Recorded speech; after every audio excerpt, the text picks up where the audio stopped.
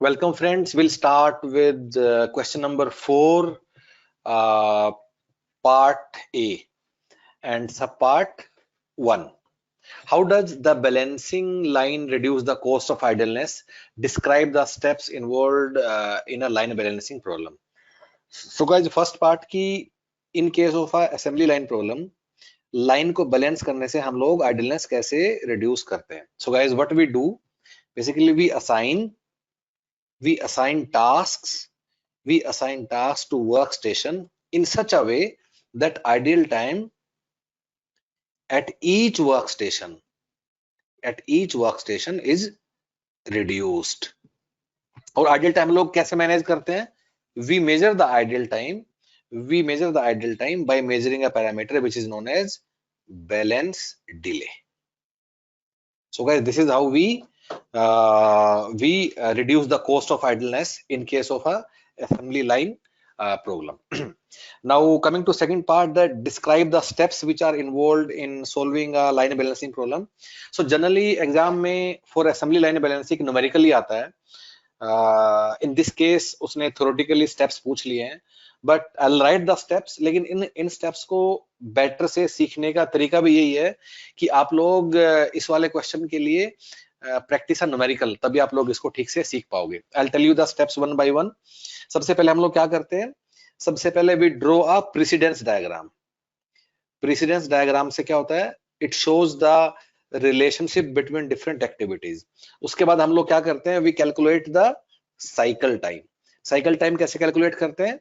Cycle time जितना हमारे पास प्रोडक्शन का टोटल टाइम अवेलेबल है, production time available divided by required output. अब साइकिल टाइम निकल गया, cycle time C. So cycle time निकालने के बाद हम लोग क्या करते हैं? We calculate the minimum number of work station. वो कैसे निकालते हैं? Sum of all task times divided by the cycle time, जो हमने स्टेप 2 में निकाला. So why do we call it minimum number? For example इससे हमारा वैल्यू आता है 3.2, लेकिन 3.2 वर्क स्टेशन नहीं हो सकता, तो उससे जो भी नेक्स्ट हायर वैल्यू है whole number which is 4, so अपने वर्क स्टेशन बन गए 4. so 4 become actual number of work station. उसके बाद हम लोग क्या करते हैं? now our work stations are decided, so we assign different tasks to work stations in such a way कि किसी भी वर्क स्टेशन पे आइडियल टाइम कम से कम रहे, and depending upon some rules. Finally हम एक बार असेंबली लाइन हमारा बैलेंस हो गया. So what do? We calculate the efficiency. Efficiency कैसे कैलकुलेट करते हैं? Efficiency is equal to sum of task times divided by actual number of work station, not minimum, actual number of work station, जो कि हमारा आया 4 into cycle time which is C. जो हमने denominator में दिया है इसको हम लीड टाइम भी बोलते हैं, लीड टाइम. तो हमारा एफिशिएंसी आ गई. And if you have to calculate the balance delay, तो वो कैसे कैलकुलेट करते हैं? Balance delay is nothing but 1 minus efficiency. So for example अगर एफिशिएंसी हमारा 70% आया, इसका मतलब हमारा बैलेंस डिले है 30%, and we try to reduce the balance delay. So this is what we do in case of a assembly line problem. Let's come to part 2. W.E. Deming said 85% of poor quality can be attributed to management. Discuss this statement in the context of world class manufacturing system. So guys, W.E. Deming, W. Edwards Deming, basically he was father of quality management, not management. He was father of quality control. So W. Deming was father of quality control. So he assisted many Japanese companies in manufacturing sector post World War II. So what Mr. Deming said कि 85% of poor quality can be attributed to management. ऐसा क्यों कहा Deming जी ने? So basically those days the thinking among industries was that कि for the poor quality worker is responsible. Worker क्यों responsible है? क्योंकि worker lazy है, वर्कर केयरलेस है, वर्कर की प्रोडक्टिविटी कम है. इसलिए अगर कुछ पुअर क्वालिटी इश्यूज हैं, for them worker is responsible. तो लेकिन व्हाट मिस्टर डेमिंग सेड कि जो तुम्हारा मैन्युफैक्चरिंग सेटअप है उसका लेआउट मैनेजमेंट डिसाइड करती है, उसका टेम्परेचर मैनेजमेंट डिसाइड करती है, उसका रॉ मटेरियल मैनेजमेंट डिसाइड करती है, उसके इक्विपमेंट मैनेजमेंट डिसाइड करती है, उसके टूल्स मैनेजमेंट डिसाइड करती है। अगर सब कुछ ये मैनेजमेंट डिसाइड करती है, तो how can we say that worker is responsible for quality issues most of the times? So what mister Deming said कि वर्कर तो सिर्फ 10 से 15% क्वालिटी इश्यूज के लिए रिस्पॉन्सिबल है, और 85 टू 90% प्रॉब्लम्स के लिए मैनेजमेंट ही रिस्पॉन्सिबल है। तो करना क्या है? So what mister Deming advise कि management should create such an environment that people are motivated to identify quality issues. ऐसा नहीं होना चाहिए कि वर्कर को डर है, अगर मैं क्वालिटी इशू हाईलाइट करूंगा इन द मैन्युफैक्चरिंग प्रोसेस तो मेरे पीछे लग जाएंगे लोग, दे विल फायर मी और they will go after me. So we should create such an environment that everybody is motivated to identify quality issues, and therefore quality becomes everybody's responsibility.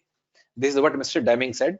इसके साथ Deming ने 14 points भी दिए थे for the quality management, और उसमें कहा था with these 14 points we should try to reduce variation in the output. अब जो वेरिएशन इन आउटपुट है, वेरिएशन इन आउटपुट, इसके दो तरह के कॉजेज हो सकते हैं। One are special causes and another one is common causes. So what Mr. Deming said, जो common causes are random, इनका तुम कुछ नहीं कर सकते, लेकिन जो special causes है they are correctable, and with these 14 points philosophy of Deming, the manufacturing setup or the firm should try to minimize these special causes which are responsible for variation in product, or you can say variation in the process. So this is what is context of this entire statement, that why workers are not responsible but management is responsible for most of quality issues in a typically manufacturing setup. Let's come to part 3 now of 4th A. What is part 3? Part 3 is what is the role played by green belt, black belt, master belt for managing Six Sigma quality in a software development company. So guys, what is Six Sigma? So ना Six Sigma के दो तरह के meaning है. One is statistical meaning. Statistical meaning क्या है Six Sigma का? 3.4 defects per million, which is a very aggressive target. In a way तो हार्डली कोई ऐसा अचीव कर पाता है कि 3.4 डिफेक्ट्स पर मिलियन अचीव कर ले. But six sigma has a meaning which is from more management point of view. वो क्या है? Continuous improvement.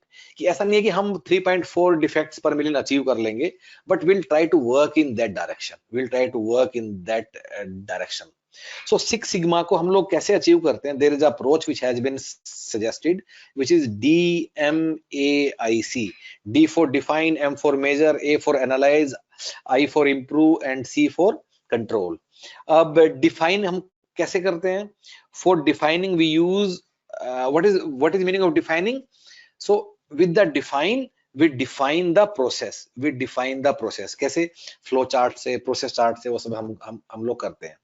M is एक मेजर का मतलब है will collect the data. A is for analysis. कैसे करेंगे?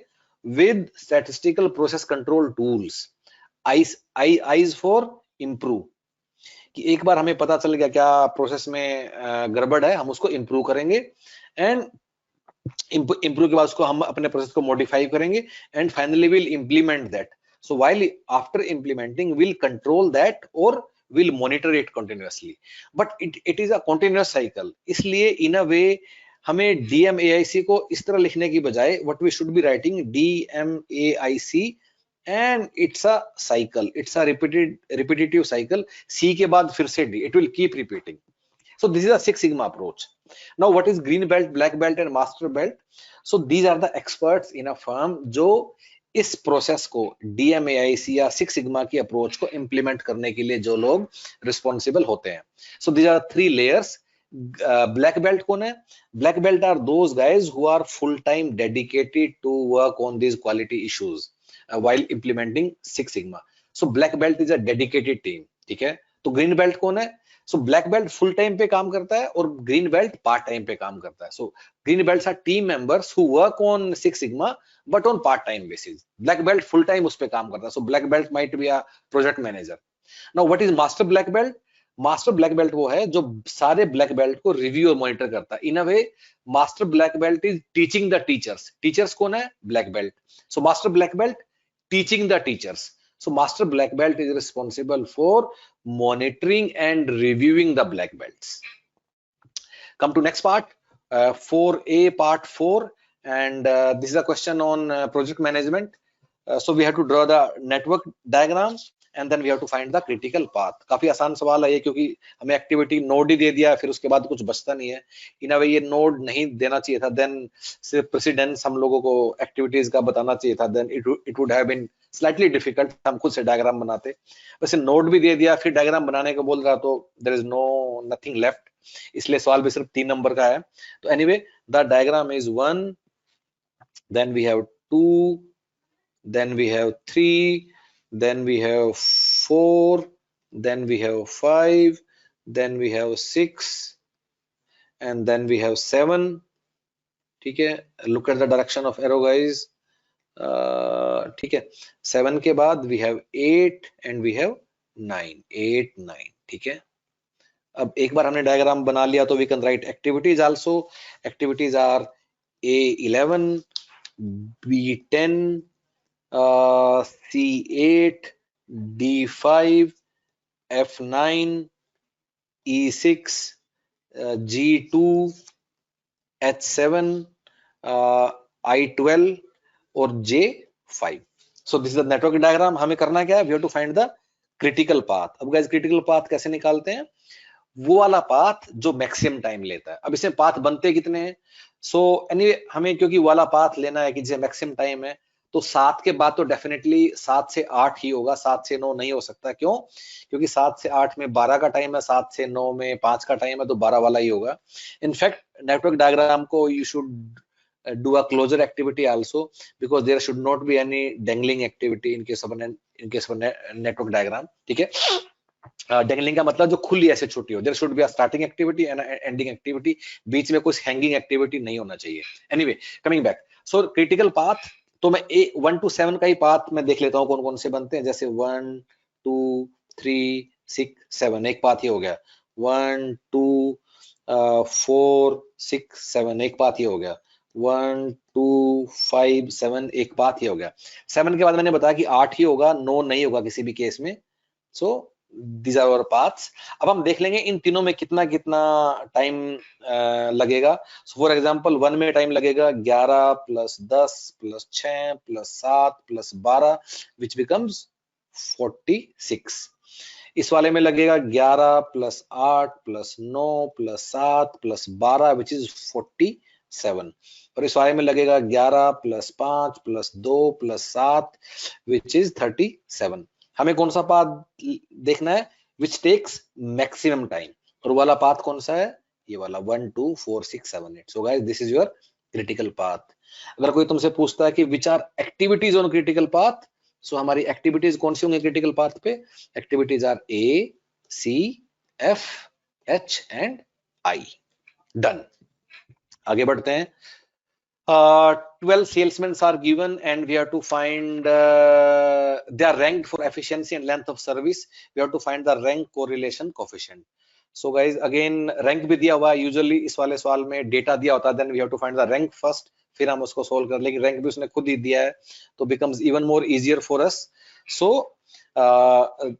let it be x, let it be y. So what we calculate? We calculate d square which is equal to x minus y का square.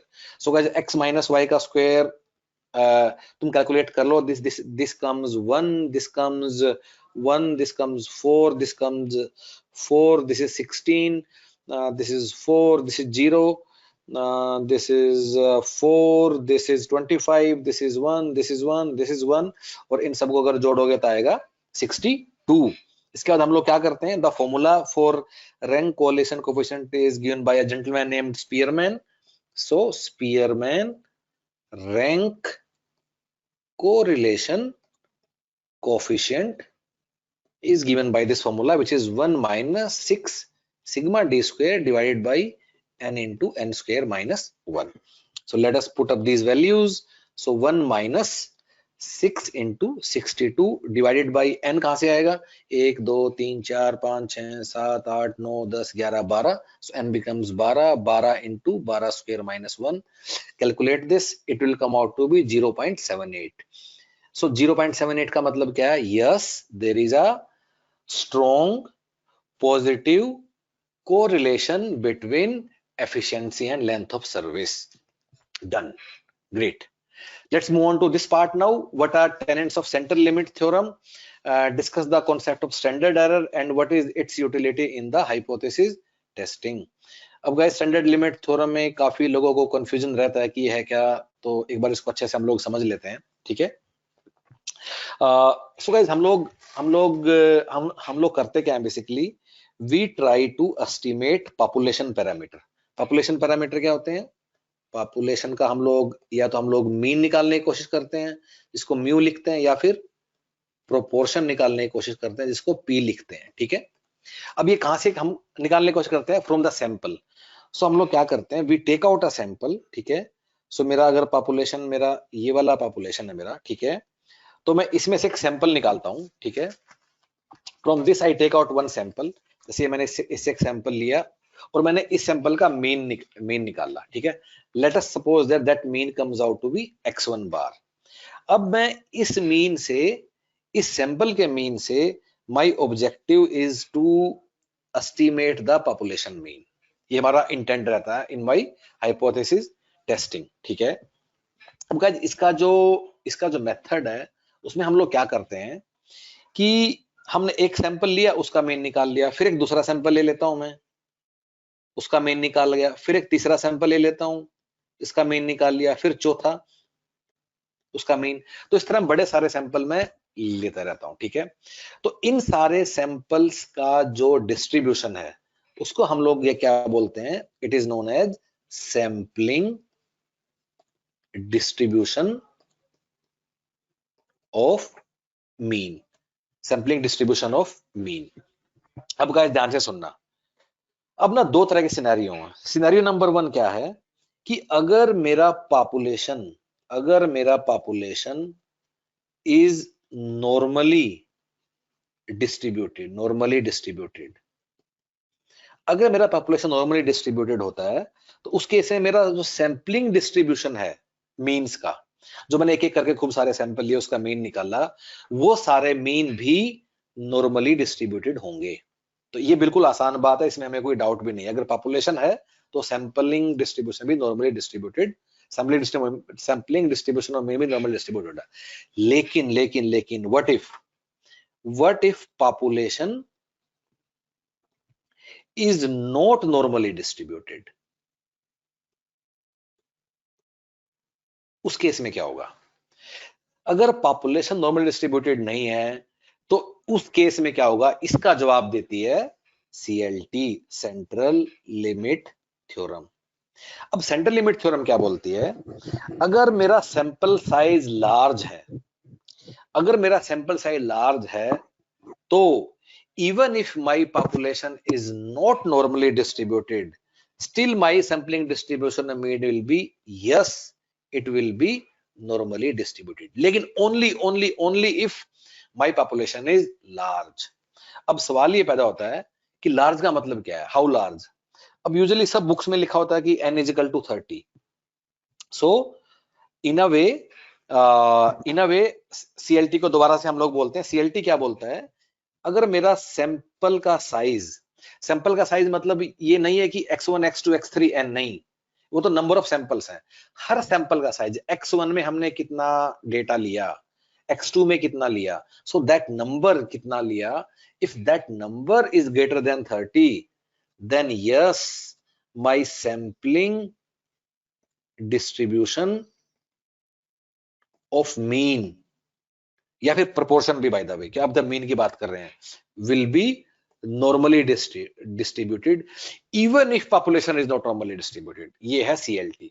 अब ना सब books में लिखा होता है तो हम ठीक है चलता भी है, लेकिन दे आर इसी में थोड़ी कुछ कंडीशंस हैं। जैसे कि अगर मेरा जो पॉपुलेशन है उसका जो मेरा डेटा है, if that is highly skewed, तब 30 से काम नहीं चलेगा। इन दैट केस मेरा n 50 से ज्यादा होना चाहिए। ऑन द अदर हैंड, अगर मेरा पॉपुलेशन का डेटा मुझे पता है इट इज सिमेट्रिकल और maybe it is bell shaped, मुझे पता है ये बात पहले से, तो n इजिकल टू 5 से भी काम चल जाएगा। So guys, this is something which is known as central limit theorem.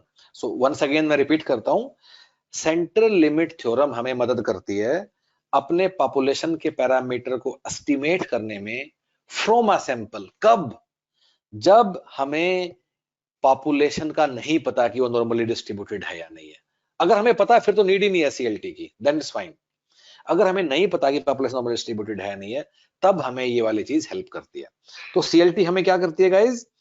देखो, अगर मेरा पॉपुलेशन है, अगर मेरा पॉपुलेशन नॉर्मली डिस्ट्रीब्यूटेड है, ठीक है, तो इस केस में तो ऑफ कोर्स अगर मैं यहां प्लॉट करता हूं sampling distribution of mean, sampling, तो ये मेरा है सैम्पलिंग डिस्ट्रीब्यूशन ऑफ मीन, तो ये नॉर्मल होगा ही, अगर नॉर्मल है तो इसमें कोई झगड़े की बात है ही नहीं, ठीक है। लेकिन अगर मेरा population is may be uniform distribution है, ठीक है, तो इस केस में भी सैम्पलिंग डिस्ट्रीब्यूशन नॉर्मल होगा only if n is greater than 30, या वो सब कंडीशन मैंने जो बताया है। अगर मेरा पॉपुलेशन में भी मेरा एक्सपोनेंशियल डिस्ट्रीब्यूशन है, तब भी मेरा सैम्पलिंग होगा। कब? If n is greater than 30। Guys, ये है सैम्पलिंग, ये है सीएलटी, सेंट्रल लिमिट थ्योरम। अब नेक्स्ट सवाल आता है कि स्टैंडर्ड एरर क्या है। सो गाइस, जो ये मेरा सैम्पलिंग डिस्ट्रीब्यूशन ऑफ मीन है, जो सैम्पलिंग डिस्ट्रीब्यूशन ऑफ मीन है, इसका जो standard, so this is a distribution, right? Distribution ऐसा है, स्टैंडर्ड डेविएशन भी होगा, करेक्ट? तो इसका जो स्टैंडर्ड डेविएशन है, standard deviation of sampling distribution, इसको हम बोलते हैं standard error. If this is standard deviation of sampling distribution of mean, तब इसको हम बोलेंगे standard error of mean. If this is standard deviation of sampling distribution of proportion, फिर हम इसको बोलेंगे स्टैंडर्ड एरर ऑफ प्रोपोर्शन। अब ये हम कैसे कैलकुलेट करते हैं? दिस इज कैलकुलेटेड बाय जो पॉपुलेशन का स्टैंडर्ड डेविएशन है divided by sample size under root. इसका मतलब जैसे जैसे मेरा सैंपल साइज बढ़ता जाएगा, वैसे वैसे मेरा sampling distribution of mean will keep on decreasing. और ये काफी कॉमन सेंस है, तुम्हें दिखेगा भी, ठीक है। अगर अगर मेरा ये मेरा है, अगर so let me make some space and do it, थोड़ा साफ साफ करता हूं मैं तुम्हारे लिए इसको, ठीक है। क्या कहने की कोशिश कर रहा हूं मैं? So what I am trying to say कि अगर मेरा ये मेरा सैंपल साइज है, मान लो, फिर ये है, फिर ये है, सो ये n1 है, ये n2 है, ये n3 है, sample size. when n1 is greater than n2 greater than n3, so तुम्हें दिख रहा है कि जैसे जैसे n1 is becoming more, मेरा डिस्पर्सन इज लेस। और स्टैंडर्ड डेविएशन क्या मेजर करता है? डिस्पर्सन ही तो करता है। तो ऑफ कोर्स जैसे जैसे n का वैल्यू बढ़ता जाएगा, वैसे वैसे मेरा स्टैंडर्ड एरर, या फिर उसका दूसरा नाम सैम्पलिंग, या फिर उसका दूसरा नाम standard deviation of sampling error will keep on reducing. This is known as standard error. तीसरी चीज पे आते हैं। तीसरा उसने क्या पूछा है कि what is it's utility in hypothesis testing. अब गाइस, हाइपोथेसिस टेस्टिंग हम लोग क्या करने की कोशिश करते हैं? एक मेरा सैंपल है, सैंपल से हम कुछ डेटा लेते हैं, और हम उस डेटा से पॉपुलेशन का हम मीन या पॉपुलेशन का हम पैरामीटर हम एस्टिमेट करने की हम लोग कोशिश करते हैं। सैंपल ये मेरा पॉपुलेशन है, पॉपुलेशन मैंने एक सैंपल लिया, और इस सैंपल से जो मेरा आया उससे मैं कोशिश करता हूँ पॉपुलेशन का मीन निकालने की। This is what I do. Of course इसका मतलब मैं I am trying to estimate का मतलब क्या है कि there will be some sort of error, ठीक है। सो अभी हमने देखा कि there is a sampling distribution, right? Sampling distribution of mean का मतलब क्या है? ये मेरा sampling distribution which is normally distributed, ठीक है। तो मैंने एक सैंपल लिया, उसका मेरा मीन x आ गया, ठीक है। लेकिन जो पॉपुलेशन है, because it's normal distribution, mu यहाँ होगा। मैंने कोई भी x लिया, वो x कहाँ लाई करेगा? यहाँ करेगा, यहाँ करेगा, यहाँ करेगा, यहाँ करेगा, यहाँ करेगा, यहाँ करेगा, यहाँ करेगा, यहाँ करेगा, यहाँ करेगा, राइट? अब हाइपोथेसिस टेस्टिंग हम लोग क्या करते हैं? With some with some level of confidence, जिसको लेवल ऑफ सिग्निफिकेंस बोलते हैं, हम बोलते हैं कि मैं 95% लेवल ऑफ कॉन्फिडेंस के साथ ये बोल सकता हूं कि this value which I got from sampling, this is plus minus something of actual mean, and that plus minus something is nothing but your margin of error. इसका मतलब अगर जो मैं पॉपुलेशन मीन जो मैं एस्टिमेट करने की कोशिश कर रहा हूं किससे, फ्रॉम माई सैंपल, ठीक है, this is plus minus margin of error, margin of error. और ये मार्जिन ऑफ एरर किससे डिसाइड होता है, हमारे कॉन्फिडेंस लेवल से, या फिर कितना परसेंटेज प्रोबेबिलिटी है। प्रोबेबिलिटी क्या है, area under the curve, probability तो वही है राइट, जितना जितना इसका जितना इसका एरिया है। और हाइपोथेसिस टेस्टिंग हम क्या करते हैं, we give a level of significance कि इतना लेवल ऑफ सिग्निफिकेंस से ये डेटा प्लस माइनस जो भी इसका मतलब मार्जिन ऑफ एरर है। So this margin of error is measured by z alpha by 2 into standard deviation of sampling distribution of mean या स्टैंडर्ड एरर। और इसका हमने कैसे निकाला, by this.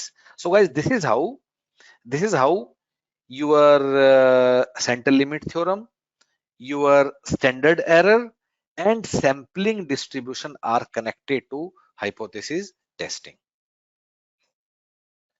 We will start with the fourth question, part C, subpart 1. Why is ERP important to a company? 4-marker question. So again, guys, we have to tell what ERP is and what value ERP plays. So ERP is nothing but ERP is a computerized system. So ERP is a computerized system. ERP is a computerized system which integrates which integrates which integrates various functions enterprise wide. So what does this mean? This means that various functions like your HR, like your finance, and then you can say that production or marketing, they are accounting, they are integrated through a computerized system enterprise wide. This is known as ERP. And then there are further subsystems like supply chain management, CRM, customer relationship management, inventory management, and so on. So guys, this is what is ERP. The question is, what is importance of ERP to a company? So guys, the first value which ERP brings to a company is the availability of data and information. Availability of data and information across functions, or you can say across departments in the entire enterprise. So how will this help? This will help in the decision making. Also, sometimes we need real-time visibility, real-time data. Again, we need ERP for that as well. The second value is that when we'll implement the ERP, we'll end up automating. We'll end up automating and integrating. We'll end up automating and integrating various business processes. So this is the second value. Then third one, of course, ERP also gives us various tools and techniques which are used in planning, forecasting, and monitoring. Of course, ERPs are also valuable because they help you integrate with all stakeholders, whether it is your suppliers or whether they are your customers or anyone else. So all stakeholders. So you get this integrated view of activities among all stakeholders. This is the another purpose. So these are the reasons why ERP is so important to a firm. Next one, Explain the economic aspects of ERP implementation and hidden cost. So again, guys, you can build up an answer on this, that what are the different economic aspects of ERP implementation. So you will end up incurring hardware cost, then software cost, then there are also a lot of implementation costs.